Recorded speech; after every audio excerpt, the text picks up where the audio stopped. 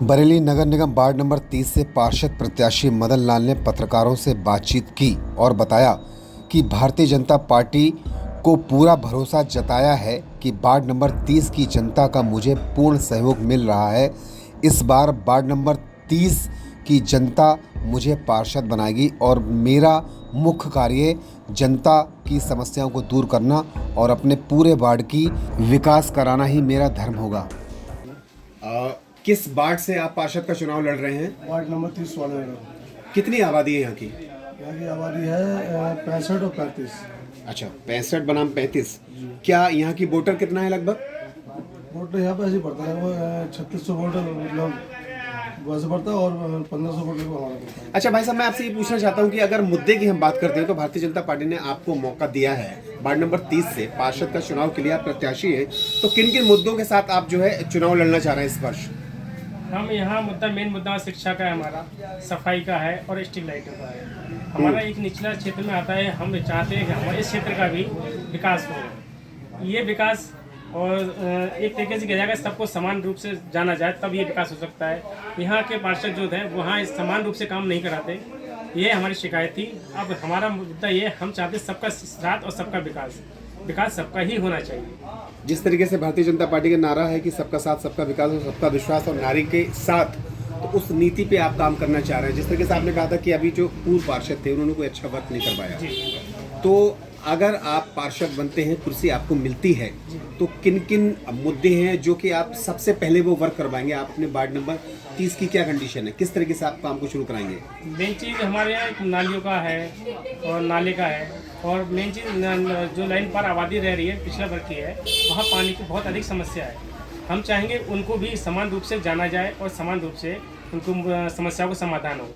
जिस तरीके से आपने शिक्षा की बात की थी, कुछ शिक्षा को लेकर कोई नया आपके पास में कोई ग्राफ है या कोई नया प्लान है आपके पास में? जी, हमारे एक प्राइमरी स्कूल है जो बहुत चरमराया हुआ बंद हो चुका है।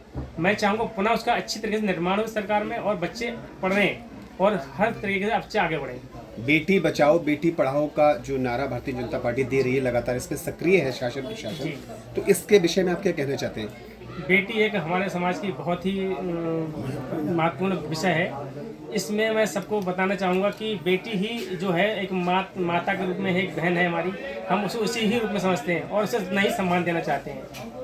क्या आपको वार्ड नंबर 30 की जनता का क्या सहयोग मिल रहा है? जब आप जनसंपर्क कर रहे हैं तो कैसा फील कर रहे हैं? हमें यहाँ बहुत अच्छा सहयोग मिल रहा है और मुझे दोनों हिंदू और मुसलमान का कोई भेदभाव नहीं है।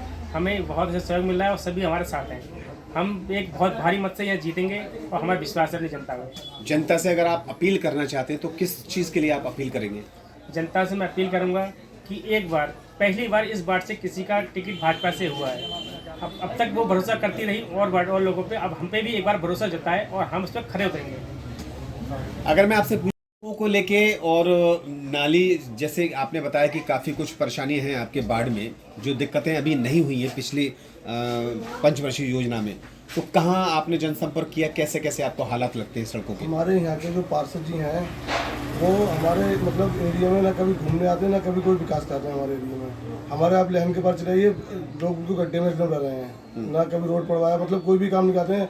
हमारे एरिया में अभी खंभों की बहुत कमी है, ठीक है, 2-3 बार लिख के भी देखे आया उनको, लेकिन उनको हमारे एरिया में मतलब वो नहीं करते हैं। मतलब हमारे एरिया में जिस तरीके से में जो है रोड वगैरह वो भी वहाँ भी पड़ना है, वहाँ भी कुछ भी नहीं करवाया अब तक, मतलब कुछ भी नहीं करा वहाँ पे। जिस तरीके से आपने कहा कि पार्षद कोई काम नहीं करते हैं, पिछली पार्षदी में जो अमाउंट आया था नगर निगम से लगभग 1.5 करोड़ रुपए का आया था, तो क्या वो 1.5 करोड़ रुपए का आपके यहाँ विकास हुआ है या नहीं हुआ है? हमारे नहीं हुआ विकास।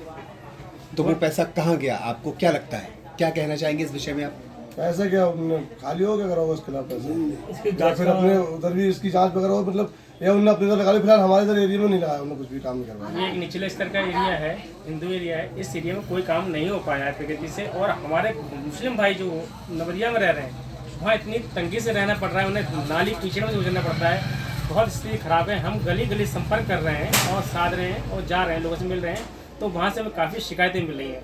लेकिन अभी हम चाहेंगे कि आगे समय में शासन और प्रशासन दोनों उनको ध्यान दिया जाए और जो पैसा आया है वो सही रूप से सही जगह लगे। तो आपको क्या लगता है कि वार्ड नंबर 30 की जनता के साथ में पक्षपात किया जा रहा है? बिल्कुल पक्षपात किया गया है, और वो पैसा कहाँ गया, किस रूप से लगा, अभी तक कोई इसका लेखा जोखा सरकार के पास या हमारे पास नहीं है।